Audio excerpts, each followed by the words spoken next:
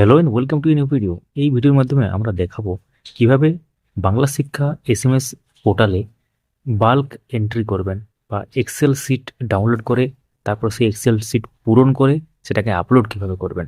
এটা এইচপিআরসির ক্ষেত্রে কিন্তু চালু হয়ে গেল, অফিসিয়াল মেথড পুরো একদম। দেরি না করে শুরু করা যাক। চ্যানেলটিকে সাবস্ক্রাইব করে রাখুন বা পেজটিকে ফলো করে রাখুন।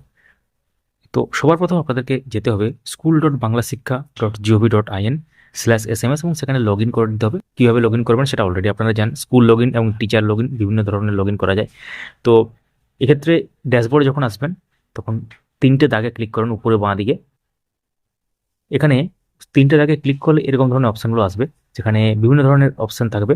এইচপিআরসি থাকবে, যেটা অলরেডি ফর্মেটিভ সাবমেটিভ, এটা এই পোর্টালের মধ্যেই আপনারা করতে পারবেন সেটার জন্য। কিন্তু এই ভিডিওতে আমরা দেখাবো এইচপিআরসি বাল্ক এন্ট্রি কীভাবে করবেন। তো এইচপিআরসি বাল্ক এন্ট্রিটা আগে চালু থাকেনি। যখন থেকে এইচপিআরসিটা চালু হয়েছে, আগে বাল্ক এন্ট্রি হতো, মানে একসাথে এন্ট্রি করা যেত, মানে অফলাইনে ডাউনলোড করে এক্সেল সিট, তারপর সেটাকে অফলাইনে পূরণ করে আপলোড করা যেত। কিন্তু এটা চালু থাকেনি, জাস্ট চালু হয়েছে। তো এক দুদিন আগেই চালু হয়েছে। তো এইচপিআরসি কীভাবে এন্ট্রি করবেন সেটা তো অলরেডি আপনারা জানেন, এবং সেখানে এলপিসিডি যে কঠিন জায়গাটা সেটাও পূরণ করে দেখানো হয়েছে। প্লেলিস্ট পেয়ে যাবেন আমাদের ইউটিউব চ্যানেলে, সেখানে বাংলা শিক্ষা টিউটোরিয়াল যে প্লেলিস্ট আছে সেখানে গিয়ে কিন্তু সমস্ত ভিডিওগুলো পেয়ে যাবেন, বা এই ভিডিওর নিচে আমরা দিয়ে দেবো। তো এখানে আপনাদেরকে যেতে হবে কোথায়, HPRC bulk entry. HPRC bulk এন্ট্রিতে যাওয়ার পর এখানে দুটো অপশান দেখতে পাবেন, download excel for bulk marks upload, আর একটা হচ্ছে upload bulk marks entry file. তো প্রথমে আপনাদেরকে করতে হবে download excel for bulk mark upload. প্রথমে ডাউনলোড করতে হবে এক্সেল, তারপর সেটা আপলোডের ব্যাপার, দুটোই দেখাচ্ছি আমরা। তো প্রথমে এটাতে ক্লিক করবেন। ক্লিক করলে এরকম ধরনের ইন্টারফেস চলে আসবে, যেখানে আপনাদেরকে সিলেক্ট করতে হবে বিভিন্ন ধরনের ব্যাপারগুলো। ক্লাস সিলেক্ট করতে হবে প্রথমে।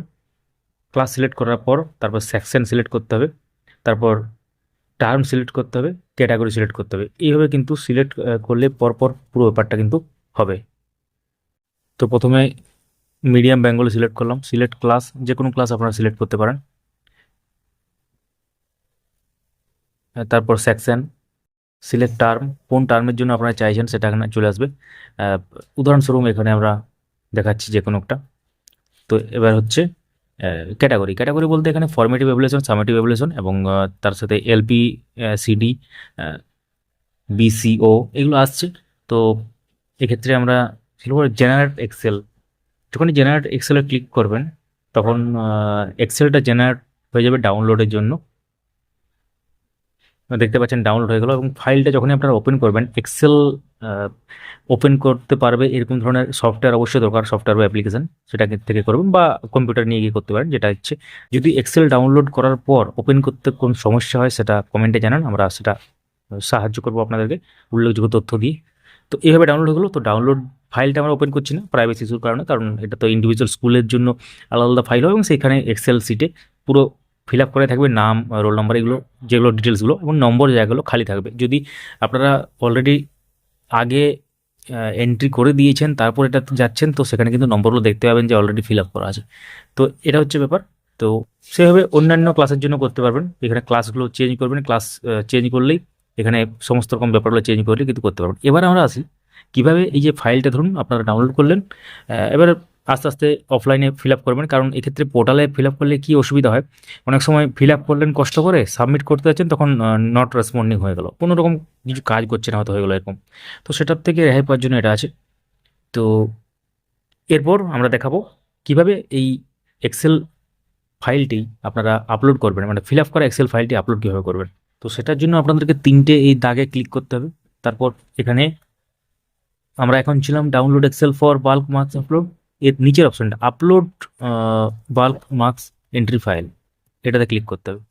এটাতে ক্লিক করলে দেখতে পাচ্ছেন upload bulk marks entry file চলে এলো। তো এখানে নির্দিষ্ট ক্লাসের জন্য সিলেক্ট করে করতে হবে। ধরুন একটু আগে যেটা দেখালাম ক্লাস 1-এর জন্য, তো এখানে মিডিয়াম এবং ক্লাস 1 এখানে চুজ করব।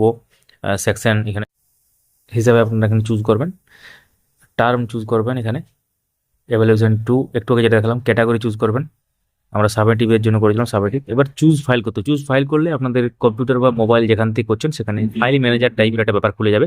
তো ফাইল ম্যানেজার টাইপের খুলে যাবে, সেখান থেকে নির্দিষ্ট ফাইলটি চুজ করবেন যেটা আপনি ফিল আপ করেছেন, যে এক্সেল ফাইলটা ফিল আপ করেছেন অবশ্যই সেটা ঠিকমতো সিলেক্ট করবেন। তারপর আপলোড এক্সেল করলেই কিন্তু এক্ষেত্রে আপনার যে ব্যাপারটা যেটা এন্ট্রি করেছেন এক্সেল ফাইলটি সেটা আপলোড হয়ে যাবে এবং মার্কসগুলো কিন্তু ডেটাবেসে চলে যাবে, সার্ভারে চলে যাবে।